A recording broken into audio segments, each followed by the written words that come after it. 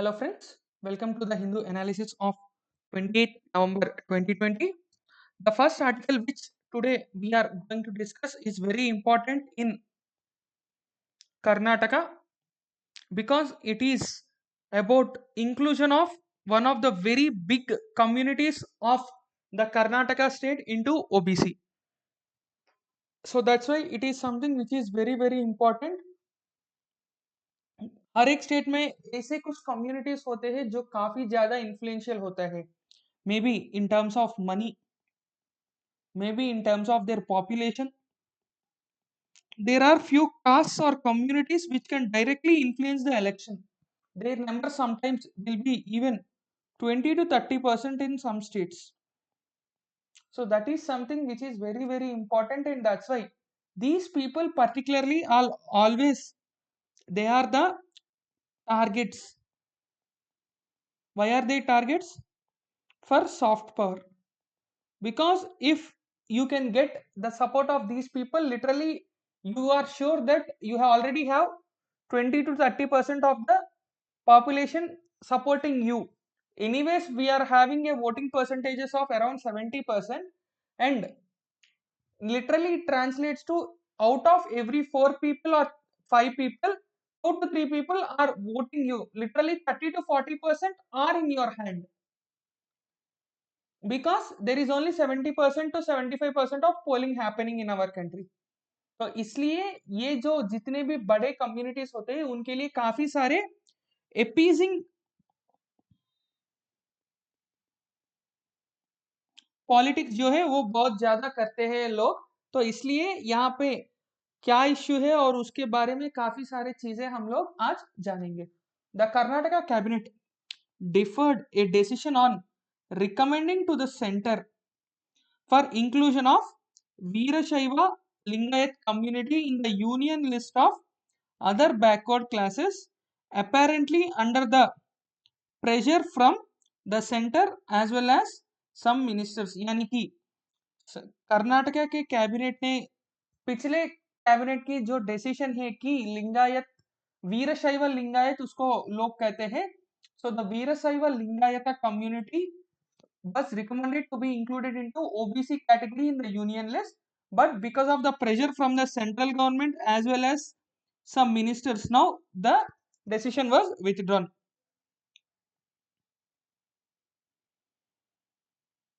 So the decision on including the Veerashaiva Lingayat community in the central OBC list would be taken after discussions with central leaders of the party. यानी कि उनके party के now who is in power in Karnataka? BJP. BJP has power in only one South Indian state, and that is Karnataka.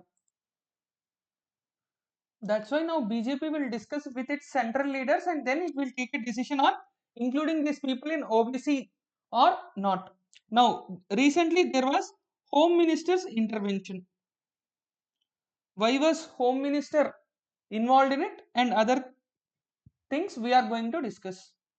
Union Home Minister told the Chief Minister that the proposal on recommendation of OBC status to Veerasaiva Lingayat community needed discussions within the party before the cabinet took a decision. यानी कि central home minister ने ये बात कहा था कि पहले हम लोग हमारी जो पार्टी लेवल पे पहले हम लोग डिस्कस करेंगे, उसके बाद हम लोग इसके बारे में जितने भी चीजें हैं वो सारे चीजें हम लोग क्या करेंगे बाद में फाइनलाइज करेंगे. But it was earlier on the cabinet agenda, यानी कि पहले ये जो इश्यू है वो कैबिनेट की दिमाग में है, लेकिन अब उसको क्या किया था लोगों ने स्टॉप किया था. The state cabinet had to formally recommend its decision on inclusion of the community to the National Commission of Backward Classes for inclusion in the OBC list. So generally process क्या होता है दोस्तों? Cabinet will recommend its decision to NCBC, and from there it goes to President via Parliament. So via Parliament it goes to the President. So in this condition it was only stopped at the cabinet level because The party which is ruling in the parliament, they need some more consultation regarding this decision. Currently, the entire Veerasaiva Lingayat community, which is politically dominant in the state, is included in the Karnataka OBC list under category 3B, and it is enjoying a 5% reservation, which is based on the income levels of the individuals. The state government has proposed to recommend inclusion of the entire community in the central OBC list to get benefits in the central government jobs as well as educational institutions. State government ने में अभी क्या है, income के हिसाब से इन लोगों का रिजर्वेशन जो है वो दी जा रही है, लेकिन इनका रिकमेंडेशन क्या रहा कि without any such prejudices, directly the reservation has to be given. But you should also remember there is something called non-creamy layer in the central government OBC NCL. That means people who have less than 8 lakh of income are only treated under either OBC or EWS. If you have income greater than 8 lakh, then you will not get any reservation under OBC or EWS. Only SC, ST and PWD candidates, they don't have any income criteria, but all the other category people, they have a income criteria to get the reservation from the government of India. Next article. No quota for admission in super specialty medical courses, says Supreme Court. इसका title को देखते ही आप लोगों को याद शायद हुआ होगा कि हम लोगों ने तमिलनाडु और केरला गवर्नमेंट्स के डिसीजन के बारे में डिस्कस किया था कि there is something called in service reservation or in service quota to all the serving doctors. जितने भी डॉक्टर्स यहाँ पे काम कर रहे हैं उन लोगों के लिए कुछ गवर्नमेंट कॉलेजेस का पीजी सीट्स या super speciality medical seats reservation देने की बात की गई है, and it is also said that the high court has dismissed the petition. Now even the supreme court has also dismissed the petition. rather than the petition, what were the observations made by the supreme court, यानी कि supreme court इस judgment देते समय क्या कही थी, and what is the impact on all the other reservations, class based or caste based reservations at an extremely higher level which requires a professional level qualification, is today's point of discussion. Supreme Court directed the counseling for super specialty medical courses in Tamil Nadu and Kerala to be held for the academic year 2020-21 without providing reservations for in service doctors. तो यहाँ पे सबसे important चीज है without providing, यानी कि supreme court ने भी इन सर्विस डॉक्टर्स को रिजर्वेशन देने के लिए मना कर दिया था. As the admission process is that final stages we cannot permit reservation for in service doctors for this year. The bench did not express any opinion on the validity of a Tamil Nadu government order on November 7, which allowed 50% in-service quota in super specialty medical courses at the government colleges in the state. यानी कि जो Tamil Nadu government के order है उसके बारे में supreme court ने कुछ भी नहीं कहा था, बस सुप्रीम कोर्ट ने ये बात कही थी कि don't give this reservation and complete the counseling without giving 50% quota to the in-service candidates. Now, what is the stand of Tamil Nadu government? Some NEET qualified doctors have challenged the government order when the Madras High Court chose not to intervene. यानी कि Madras high court ने कहा था कि हम लोग इसमें involve नहीं होंगे, तो इसलिए उन लोगों ने क्या किया था, वो लोग सुप्रीम कोर्ट पहुंच गए थे. The Tamil Nadu government has explained that there were 369 super specialty medical seats in the state. However, 70% of the doctors who qualified left the state. यानी कि जितने भी लोग इस सुपर स्पेशलिटी के लिए क्वालिफाई हो गए थे उनमें से 70% लोग जो है वो तमिलनाडु स्टेट छोड़ के बाहर चले गए थे फॉर वर्क पर्पस और एजुकेशन पर्पस और whatever it may be. Literally 70% of the people who are qualified they left the state. So that's why government is saying that the in service doctors they will serve in Tamil Nadu till their retirement. क्योंकि government medical college में आप लोग less than 1 lakh अपने पूरे MBBS, MS और super speciality सब कुछ खत्म कर सकते हो. And You cannot even attend college for 1 month with this 1 lakh in a private college. Literally, if you get a merit seat in private college, it will be around 50 to 60 lakhs. And if you get a seat in private college under donation, it will be in crores. The unofficial amount which they charge, it will be in crores. And for MS, it will be nearing to 1 crore. And for super specialty also, the price which these people charge is very, very exorbitant, because there are only very limited seats across the country. Now, what did the Supreme Court say in this regard? Supreme Court observations जो है वो ज़्यादा important है हमारे लिए. The Supreme Court did not delve on the question of law, saying it would hear it in detail in February 2021. So supreme court ने ये कहा था कि लॉ क्या कह रही है, आप लोग जो कह रहे हैं, ये सारे चीजें जो है हम लोग अगले साल की फरवरी में सुनेंगे. पहले तो इन लोगों को बिना रिजर्वेशन के ही काउंसलिंग आगे बढ़ाने की आदेश दिया था. The process of admission to this super specialty medical courses started in August 30. It was made clear to all the competing candidates that there shall be no reservation. Clearly, Supreme Court ने ये बात बता दिया था कि there will be no reservation. The government's order of reserving 50% seats to the in-service doctors would be detrimental to the interests of meritorious doctors. यहाँ पे सबसे बड़े प्रॉब्लम ये है कि दोस्तों, the people who are meritorious and who are studying in government colleges, majority of the people, they are getting very, very good jobs, because government medical seat in India is literally only for the 0.01% of the top candidates, maybe after their 12th or after their MBBS or after their MS. In each and every stage, literally you should be 1 in 10,000 that you get without any reservation, आपको ये मिलेगी. So that is the thing, my dear friends. इसलिए court ने ये कहा था कि without this reservation which is against the merit, you should conduct the admissions. So all these things are regarding the Tamil Nadu government. Then regarding the Kerala government, Supreme Court ने ये कहा था कि the state government was unable to implement the Kerala Medical Officers Admission to Postgraduate Courses under Service Quota Act of 2008, which provides 40% reservation to in-service doctors for their super specialty courses.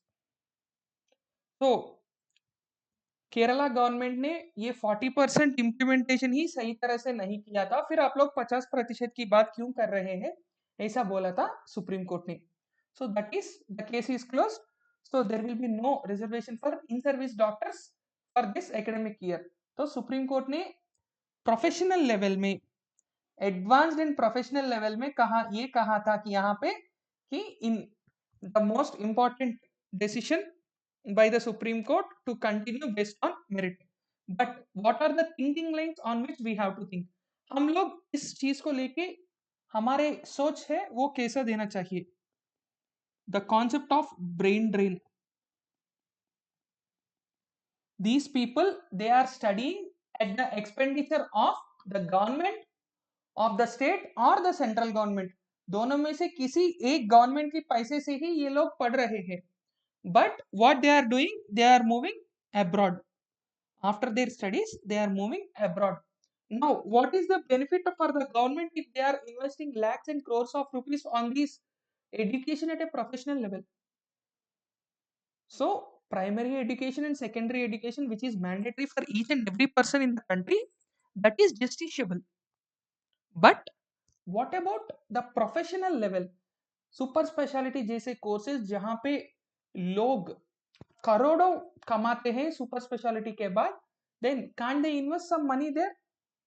Because in IIMs, except SC ST, other people are not getting any concessions. Literally you need 35 to 40 lakhs to study in an IMM or an ISB.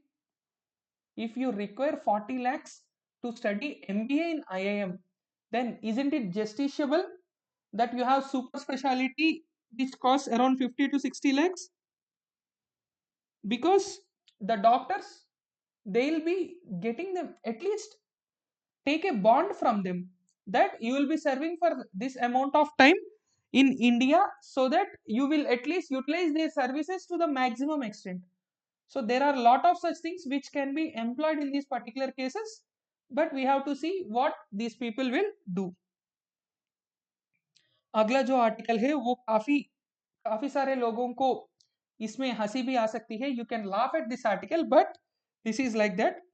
India's first member of parliament to have been disqualified from Lok Sabha has now been disqualified as an MLA in Mizoram. यानी कि भारत देश में disqualify होने वाले सबसे पहला जो MP है वही अब मिजोरम के एमएलए के रूप से भी डिस्क्वालीफाई हुआ था. So he was disqualified as MP earlier. Now he was disqualified as an MLA. Mizoram Assembly Speaker debarred Laldu Homa, a retired IPS officer who was in charge of former Prime Minister Indira Gandhi's security from the 40-member house. यानी कि लालदू होमा जी जो थे वो एक retired IPS officer and he was the incharge of former prime minister Indira Gandhi security, and now he was expelled from the assembly. Now what were the grounds of disqualification? The disqualification was on the ground that Mr. Laldu Doma has declared himself as a representative of Zoram People's Movement, जिसको लोग ZPM भी कहते हैं. So Zoram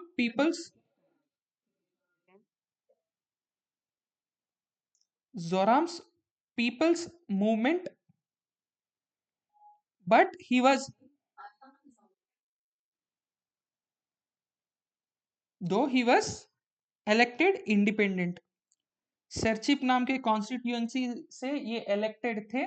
so he was elected as an independent and now he declared his allegiance to Zoram People's Movement. So that's why you are elected as an independent candidate, so you are expected to remain neutral towards the political parties, but you have declared your support to one political party.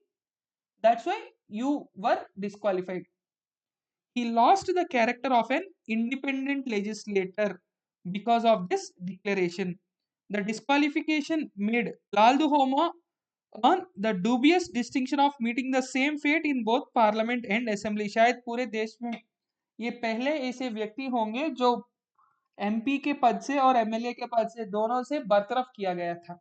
So that is something which is very interesting in this particular case. A little background about this incident. In 1988, the former police officer became the first MP who have been disqualified under the anti-defection law for giving up membership of Congress I. At that time, there were two Congresses. One is Indira Congress and one is INC, Indian National Congress. So literally, he became the first MP to have disqualified under the anti-defection law. Now, you people have to tell me what is the Amendment Act after which anti-defection law was brought, and when he gave up the membership of the political party from which he got elected. Now, what happened? Literally, this person was disqualified. He was elected to the Lok Sabha uncontested in 1984, but as the Congress candidate, he fell out of the party leadership. जब इनको party से बाहर आना पड़ा था तब naturally वो क्या बन गए थे? He was out of the party from which he got elected, and that's why according to anti-defection law he was removed from the post of member of parliament. He formed Mizo National Union and later merged it with the Mizoram People Convention. लेकिन इसके बाद इन्होंने क्या किया था? Mizo national front को शुरू किया था, लेकिन इसको भी इन्होंने ब्रोक करके जोरम नेशनल पार्टी नाम की एक अलग सा पार्टी बनाया था. Now, prior to 2018 assembly polls, the Zoram Nationalist Party and 5 other regional parties formed ZPM, an alliance, and in this alliance they have won 7 assembly seats and became the opposition party. Now, with Laldu Homa's disqualification, there are only 6 MLAs for the ZPM now. So, literally, Mr. Laldu Homa set an example to the entire country, and the Mizoram government and the Mizoram particularly Mizoram speaker. He has set an example because nowadays disqualification is not happening even though people are changing their parties, particularly in Rajya Sabha. In Rajya Sabha, when MPs are changing their parties, they are not being disqualified because the entire parliamentary party is being merged into the another ruling party or any other big party. So that's why it is always in discussion nowadays. Isi samay, in the time of this kind of discussion, when there is a clear implementation of anti-defection law, that's why it is very important. So there is a petition by MNF, the Mizo National Front. In September, 12 legislators of the ruling Mizo National Front have petitioned the speaker demanding Laldu Homa's disqualification for allegedly violating the constitution. ये लोग constitution को violet किया था तो इसलिए इनको अब क्या बनती थी, इनको डिस्क्वालीफाई करने की एक प्रोविजन भी बनती है. So that's why now he has to be disqualified is their demand because he was elected as an independent, but he has breached the para 2 clause 2 of the 10th schedule of the constitution by defecting to the ZPM. They also said that he has indulged in ZPM activities by attending their party office and inducting new members into the party at functions across Mizoram, which is clearly manifested that he defected to the ZPM. यानी कि ये एक independent के रूप में elect हुआ था. Now he is involved in the political activities of ZPM, so that's why this becomes a ground for his disqualification. And these people, that's why they filed a petition, and later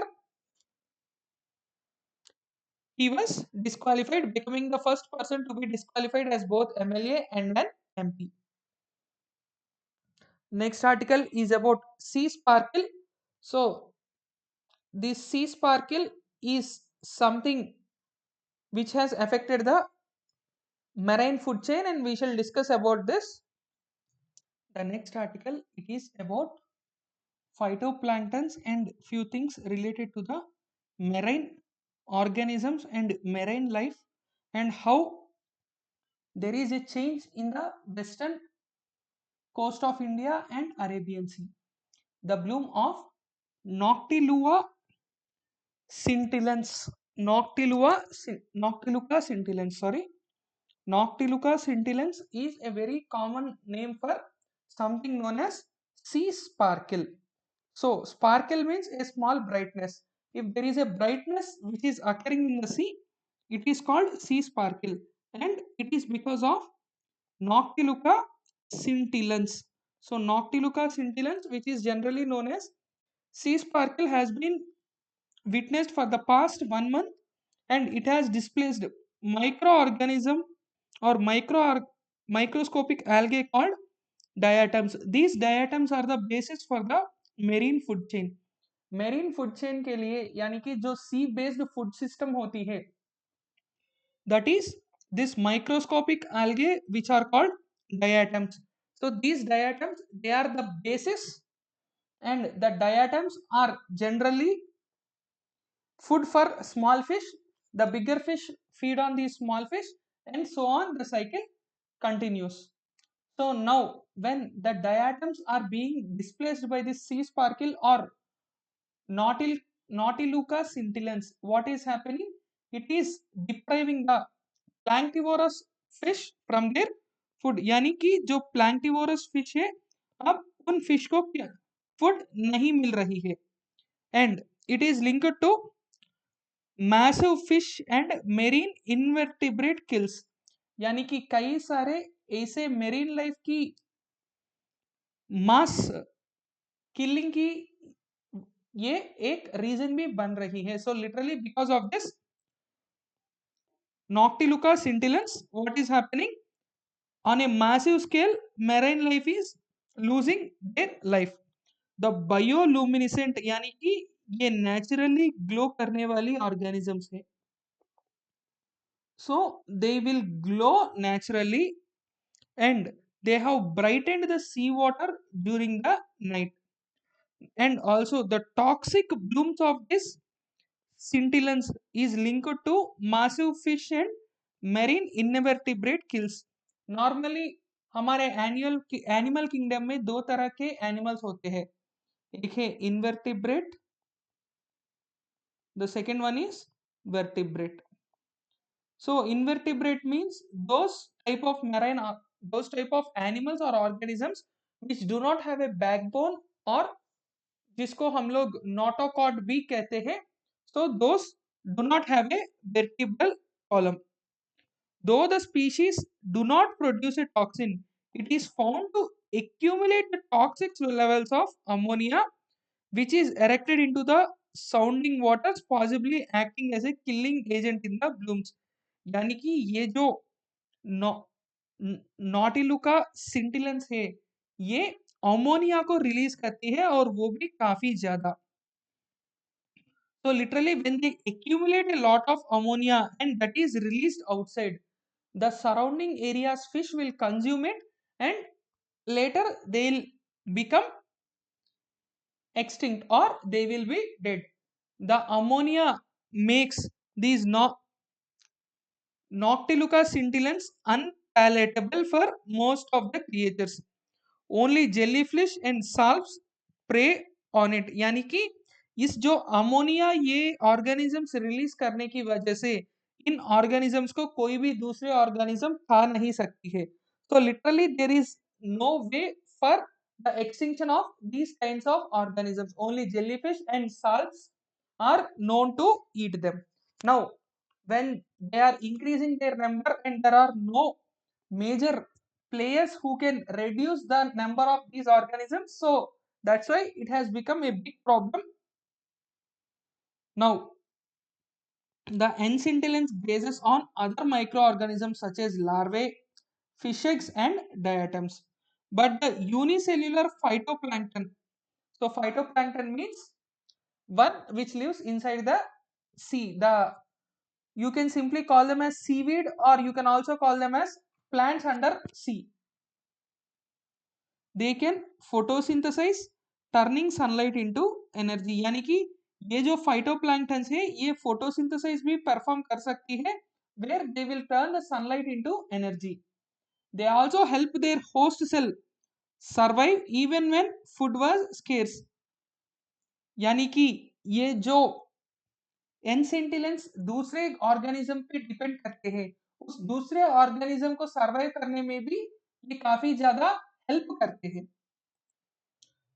And the most peculiar character with this एनसेंटिलेंस is they act as a plant as well as an animal. यानी कि जरूरत पड़ने से ये plant की तरह function करती है और एनिमल की तरह भी फंक्शन करती है. Now what is a plankton boom? Plankton boom के बारे में थोड़ा बहुत हम लोग जानेंगे.